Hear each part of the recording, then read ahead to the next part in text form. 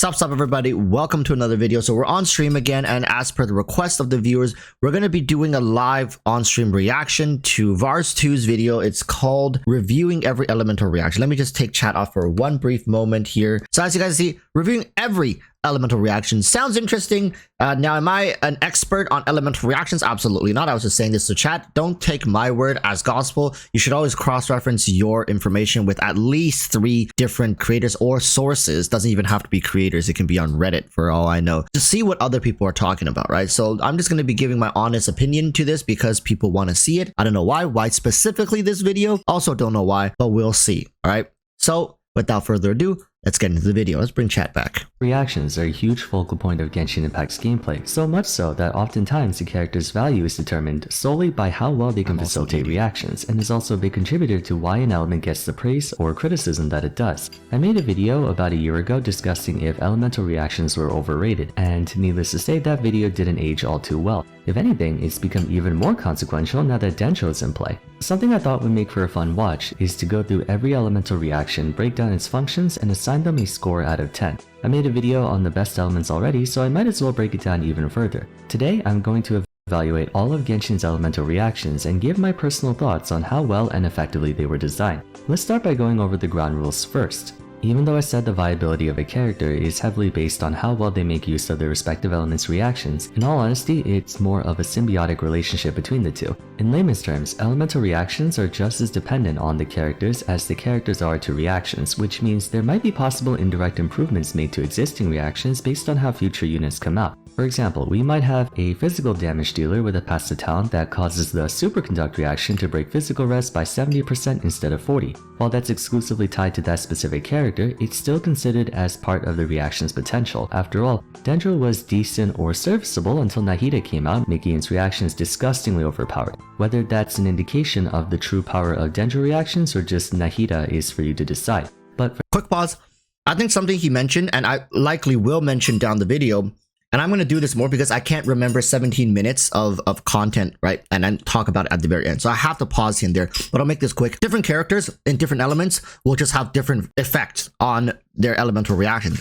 Nahida is like a god when it comes to Dendro elemental reactions, but when you evaluate Nahida versus evaluating someone like Kale, they're going to have very different grades in my opinion, right? So I think when he evaluates the reaction, he has to take the best character available from that reaction to evaluate that. For example, if you're going to do Melt right now, likely you have to use Ganyu and Xiangling Bennett, maybe Nahida, right? That's the best Melt teams that we have. If you're going to do Vaporize, you can do Hu Tao Vaporize, you can do Yoimiya Vaporize, you can do Tartaglia International with Xiangling, right? There's all these options. So when you evaluate reactions, you have to be very, very careful what their best available options are and evaluate based off of that. And when it comes to reactions, like I'm sure he's going to talk about it, Superconduct. Yeah, we'll see about that. Okay, continue. For the sake of clarity, I'll be looking at how the elemental reactions currently stand based on the existing roster. For those of you watching months after this video came out, please keep that in mind. We'll go through the reaction order of Pyro, then Hydro, then Electro, then Cryo, then Dendro, then Animo, then Geo, ignoring any overlaps in between.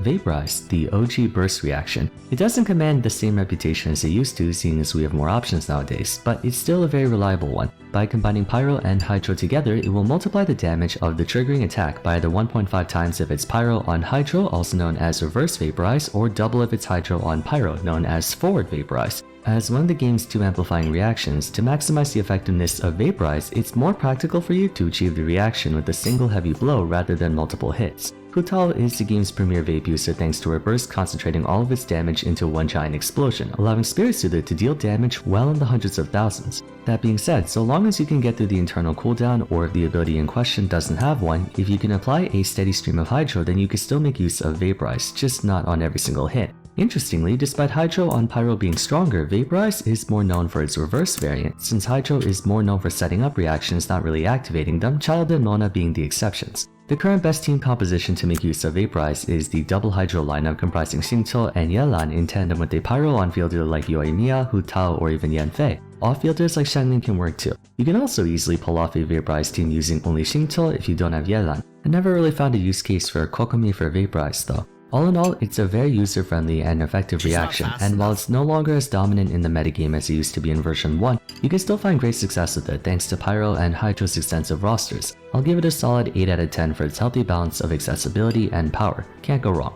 Up next is Overload, a strange reaction that finds itself being a side dish more than the main course. Mostly because there's no reason to go for solely Overload, as you can easily pull off what is called Overvape, which I'll get into later. Being a transformative reaction, the order of application doesn't matter. You just need to apply Pyro and Electro onto a single target and the same outcome will happen, creating an explosion that deals heavy Pyro damage in a decent area, emphasis on heavy. Overload causes significant knockback and is factored in as a heavy attack. Therefore, it can shatter, deal greater damage to enemy shields, and stagger large enemies. But the ensuing Pyro damage does not apply Pyro to targets hit, meaning you have to find a way to consistently reapply both elements. As stated earlier, Overload is less of a win condition and more of a side quest. Most Pyro units aren't all that big on elemental mastery unless you specifically itemize their equipment as such, despite the base damage being noticeably higher than more popular reactions. What makes it counterproductive is that the explosion damage knocks away enemies, which is a bad thing as you want to keep your targets close together so you can keep attacking them. That's not to say Overload is a bad reaction. There are quite a few comps that make use of it like Raiden National and Overvape. Well, I guess in a way Raiden National is an Overvape team. There are niche use cases for just Overload, but seeing as you can achieve both Vaporize and Overload, you really don't have a reason to go for just the latter outside of making a political statement. So it's hard to give a solid rating for Overload. If I were to evaluate it by itself, it would be like a 5 out of 10, lacking any pragmatic incentive, but when paired with Vaporize, I'd give it maybe a 7. It tends to get overshadowed by other reactions through no fault of its own. Despite functioning exactly the same as Vaporize, Melt doesn't get anywhere near as much attention or use for that matter. It has the same multipliers based on the triggering element, 1.5x if it's Cryo on Pyro and double for vice versa. Makes sense, fire melts ice and all that. The cause of Melt teams not getting as much use compared to Vaporize is that the pool of available Cryo units isn't really geared towards achieving Melt. Remember, to maximize efficiency, it helps to have one really big screen nuke to blow everything up. The only hard hitter is Eula, and hers is physical damage. Chongyun does have. You see, the interesting thing that he's talking about Melt, but the interesting thing is he's talking about it saying, oh, one giant big hit to proc Melt, but when we look at Vaporize, they're not doing one instance of big Vaporize damage and then getting off the field. So I do think eventually there could be a character like that for Melt. However, I don't think HoYoverse can balance it properly because they both shared a Pyro support or on-field character. And what is, like I keep saying this, what is to stop players from playing that character in Vaporize and finding more success in Vaporize, right? We got to answer this question, and I hope Vars does answer this question in this video, is that how are you going to create Pyro characters that are Melt exclusive and not Vaporize? Because if you compare Melt and Vaporize, let's say, oh, this character can play in Melt or Vaporize, there is going to be a better version, right? There is going to end up being, okay, this character is 5% better if you play them in a Vaporize team. Then most people would just play them in a Vaporize team. And you don't want that situation to happen. So how are you going to make a character that's more Melt incentivized without it being so on your nose, being like, this character cannot Vaporize, like this Pyro character cannot? Feels kind of bad, right? So let's see how Vars explains this.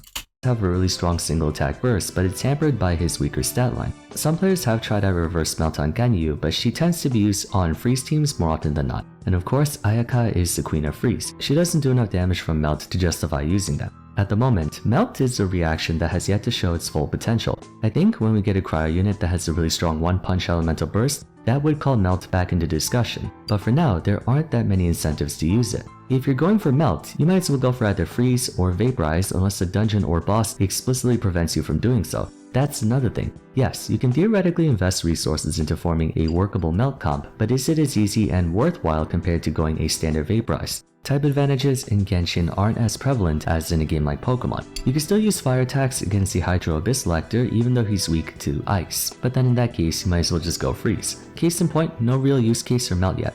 I'll give it a 6 out of 10. Up next is Burning. Gonna be honest, it's trash. 2 out of 10. Not completely unusable, but if you're adamant about running a Dendro Pyro team, just throw in a Hydro and do Burgeon. Burning sucks, moving on. Electro-charged has to be the most difficult reaction for me to rate because it's known for having one of the best teams in the game, and the reaction has become even better after version 3. But at the same time, I don't know if I would consider it best reaction material. I'm gonna call it a C for the rest of the video, by the way. Combining Electro with Hydro will deal Electro damage over time to the primary target as well as any other nearby targets affected by Hydro. Interestingly, targets affected by EC will be affected by both Hydro and Electro at the same time, allowing for multiple reactions to be triggered if a third element is applied, which is how you can pull off Vaporize and Overload, or Superconduct and Frozen, or Electro and Hydro Swirl at the same time. Being able to layer an additional reaction is why EC has to be the most widely used reaction in the game, not only having its own premier team in the form of Taser, but occurring in teams like Overvape and Hyperbloom to further amplify their already incredible effectiveness, and the ease of access offsets the somewhat lower base damage. EC is so prevalent that it's actually viable to run Thunder Fury on Sucrose and or Kazuha if you want to maximize Electro damage, which I never thought I would hear in a million years. See, my thought process behind its rating being ambiguous is that EC teams, namely Taser, are really strong due to Electro sub-DPSs like Yayimiko, Official, and Beidou being strong, not really the reaction itself. Then there's the added measure of EC allowing you to pull off double reactions, and it's more of a utility reaction than one that specializes in carry DPS in the same fashion as Vaporize. The damage over time also means it's at its best in long drawn out fights against clusters of enemies rather than insta-kills. Either way, a fantastic reaction and will likely continue to be so, 9 out of 10 for me.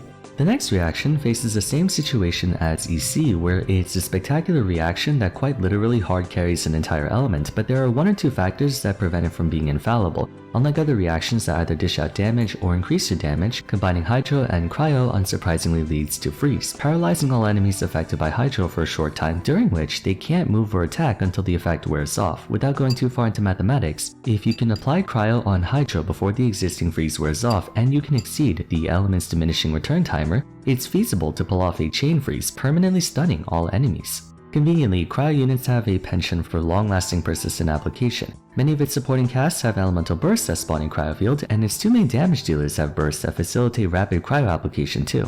So the roster is more than equipped for its trademark reaction. The only major downside is that with no bonus damage, freeze is entirely dependent on the crowd control effect. Against enemies who can't be frozen like bosses, this reaction is non-existent. Personally, I don't see that as much of a con, especially when you can cheese so many floors in Spiral Abyss with this. There's also Shatter, but how should I say this? No one cares about Shatter. I think Frozen is a very good example of an elemental reaction that's really broken but kept in check by circumstance so that it doesn't overinflate the strength of Cryo. If bosses could be chain frozen, you're basically playing solitaire at that point, but that might ruin the experience. Solid 8 out of 10. A big contributor to that rating is how absurdly easy it is to achieve freeze. Cryo and Hydro are two of the most accessible elements in the game, and the freeze duration isn't based on how much damage the attack does whatsoever.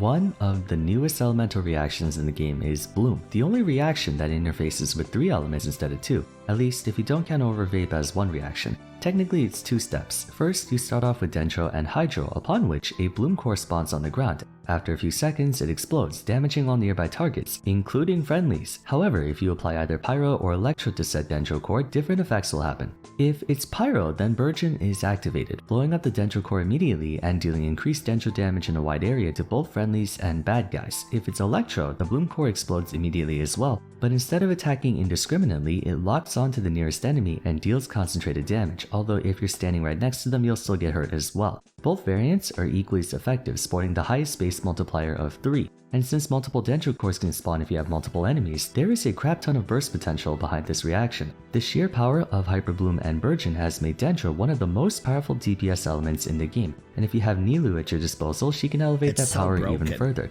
I believe Nilou Bloom is a tier 0 party right now. Bloom does have a downside, although it's debatable as to whether or not it really is. Because you have to carefully sequence elements together, you run the risk of accidentally layering Dendro and Pyro or Dendro and Electro together, resulting in burning, which we've established is garbage, or Quicken, a different reaction altogether. The stupid thing about Quicken though is that if you apply Hydro on a target with Quicken, it turns into Bloom anyway, so the order doesn't matter for Electro. The real weakness is that since Bloom has a tendency to damage your party as well, a source of healing or shielding is obligatory. You can unintentionally kill yourself if you're not careful. The good news is Hydro...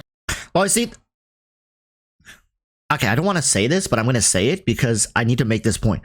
Kokomi is just such a good unit all around. She's gotten better and better and better. At this point, I think this is her third essentially kind of buff to the character, being that she kind of makes a lot of the issues, like the little annoyances. She doesn't solve big problems for you guys, okay? Kokomi's not that kind of character. That's why I think if I want to categorize her, I would still say she is a luxury unit.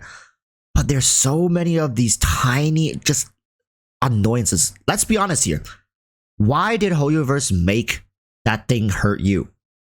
Answer me this question. Why did they make Hyper Bloom hurt the user? Right? Like this very simple thing that, okay, let's just make these little flower buds and, like hurt you. Come again? What? Right? Of course, it's to incentivize healers, shielders to make sure they don't go out of fashion, right? With the amount of damage, like, no, be honest.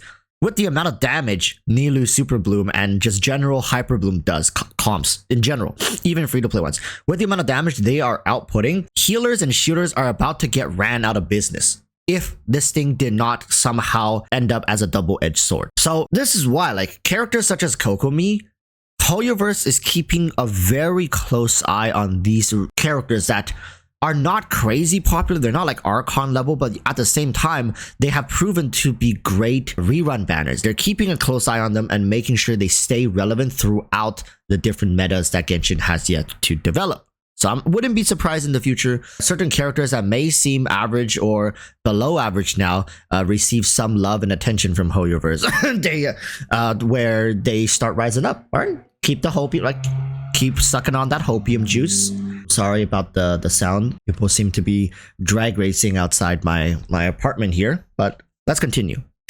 Electro is the element of healing, so if you have a Barbara or Kokomi, then this is a non-issue. There's also Yao Yao and Shinobu if you want to mix things up. In general, I would argue Bloom is one of the best offensive reactions in the game, having no shortage of options and being reasonably effective whether you're fighting one enemy or several. But if you're specifically aiming for one person like a boss, I would advise Quicken instead. Either way, 9 out of 10. Excellent damage output with circumventable drawbacks. Depending on who you ask, Superconduct is either a completely irrelevant reaction or the single best reaction in the game. If they say the latter, they're most definitely a Eula main. No, but seriously, Superconduct is a case-by-case thing since it's designed for a particular category of units. By combining Electro and Cryo together, a blast of cryo damage is emitted in a wide area that breaks the physical resistance of all enemies hit by 40% for 12 seconds. The cryo damage is measurably worse than other reactions, having only a 0.5 times base multiplier, so it's almost non-existent, leaving just the physical rest debuff for you to derive value from. A 40% Phys Rest break is equivalent to increasing physical damage by 1.67 times, no laughing matter.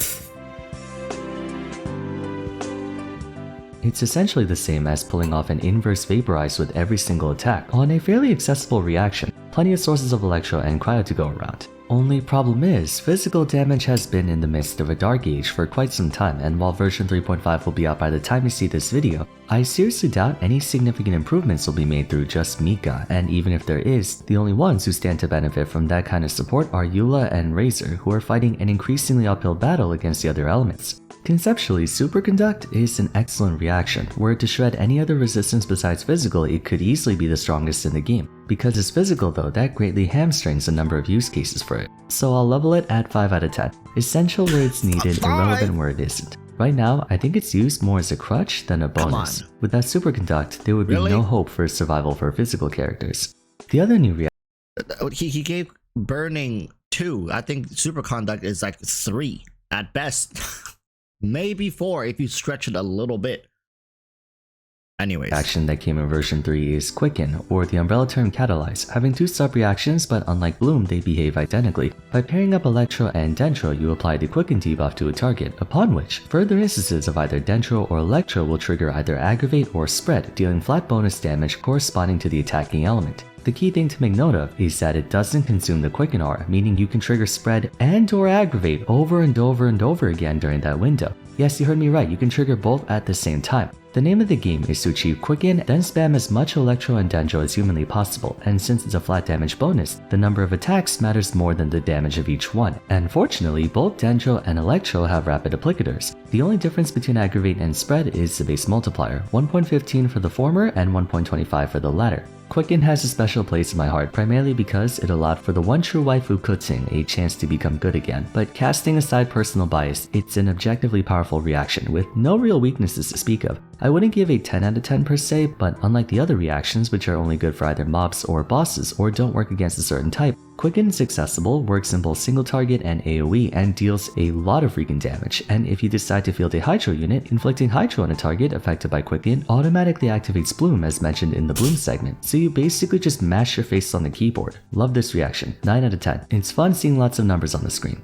Moving on, Quicken's Swirl, cool. the only reaction I would go so far as to say deserves a 10 out of 10, but in fairness, it's mostly due to the characters and the artifact set. If we were to isolate the reaction in a vacuum, it would be maybe an 8 out of 10, but circumstantially, Virtus and Venerer followed by Kazuha or Sucrose make this reaction way more broken than it has to be. Mixing Anemo with either Pyro, Hydro, Electro, or Cryo will limit a burst of the triggering element's damage in a small area that has the potential to trigger further elemental reactions due to applying said element to targets. This is as overpowered as it sounds. Furthermore, by equipping the user with Virtus and Venerer, they can shred the elemental resistance of targets by 40%, and if you remember what I said about Superconduct, this is insanely effective at amplifying your damage. Swirl is mostly used for mob clearing as you can't chain reaction nearly as effectively against a single target, but again, a 40% res break works well for bosses too, making it arguably the most versatile reaction in the game. There's a reason Kazuha, Sucrose, and to some extent Venti work in virtually every team composition known to man. The Anemo element as a whole is just broken to all hell. In fact, I made a video on that a couple weeks back if you're interested.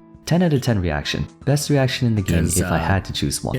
Lastly, we arrive at Crystallize. Poor thing. Swirl is what Crystallize wished it could have been. It is the same reactor as Anemo, although instead of dealing spread damage, it gives you a tiny shield based on that element. Not only is the shield value pretty minuscule, but so many characters in the game are able to shield you by themselves, including the very characters that trigger Crystallize in the first place. It would have been a bit more effective if you could stack shields, but how it works is if you have two shields, both of them will take the same damage. Then again, you can't stack multiple Crystallized shields anyway, and as stated many times in past videos, defense isn't a point of concern for us yet, even Bloom teams, and Geo doesn't interface with Dendro anyway, so it's a moot point. Overall, it's just a really bad reaction, both in applications and effectiveness. There may be a chance for it to become useful, but it would take one hell of a Geo character. Hate to say it, but Crystallize is the worst reaction in the game. Even burning is more effective in my opinion. Okay, so there you have it. Man, this was a long video. I'm gonna wrap things up here. My voice is giving out. But let me know in the comments down below what you think of each reaction, whether you think I overrated or underrated them. Aside from that, if you enjoyed the video, don't forget to leave a like and subscribe. Also follow me on... So for people watching, remember this is Vars 2's video, and it's called Reviewing Every Elemental Reaction. Go over there and leave a comment, like, watch video, do a run. So just to conclude this, so we don't take any more of your time. Overall, I think the guy is pretty much spot on for most reactions. I think he's giving a little more credit to Superconduct than... because, okay, the thing is, nobody's running Superconduct for the damage. Even though he mentioned the multiplier, the 0.5, right? Nobody's using it for the damage. We're all using it for the effect, right? The utility of reducing the enemy's physical resistance. And so your physical damage can do more damage. But I'll be fully honest with you guys. With the amount of damage Eula can pump out with her burst, it really doesn't matter if you actually have the... Eula's damage is so much in excess that most Eula players are finishing her burst early just to get the thing over with. There's so much just excessive damage in her kit that doesn't need to be there, and it could have went elsewhere to her kit, having maybe better flow, better utility, just or better variance. That in my opinion, Eula is so... there's too much focus on that damage per screenshot and not enough in just gelling her kit together a little better and making her a little more comfortable to play. Okay, Superconduct, I think, is the only one the guy kind of missed the mark a little bit. Again, that's my opinion. I think 3 out of 5 at best. I said 4 earlier, but after thinking about it, 3 out of 5 at best. Crystallize deserves 0. The man was humble. The man was nice enough to not give it a score at all. But yeah. Great video overall. I think reactions are currently quite imbalanced in Genshin Impact. There's a lot of work that needs to be done on certain, like for example, Melt needs to be developed, Crystallize needs to like a whole ass rework, or just a character to buff the ever living daylights out of it, and then Superconduct needs to be re-examined to see what the hell is going on over there. Apart from that, I hope in the future that more characters come out that can incentivize more unique interactions between different elements. For example, imagine an Anemo character or a Geo character that comes out that can interact with Dendro and Anemo, but not with any other element, right? Or something weird crazy like that. Hoyoverse can make that happen. It's just if they want to take it in that direction. But again, thank you guys so much for watching this video, and thank you chat for sitting through it as well. We're going to be moving on to other things in the live stream now, so I'll see you guys, YouTube viewers, next time. Till then, urge y'all to stay safe. Peace, bye.